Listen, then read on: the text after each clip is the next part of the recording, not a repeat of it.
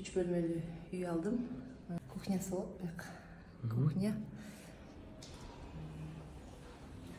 Бияк зал. Саламатсыздар, коңуш кут болсун. Бияк спальня болот.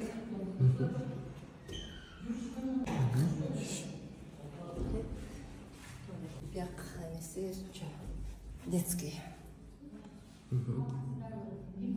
Жалгыз бой эне мен 4 балам бар. 2020-жылдан бери кезекте турам.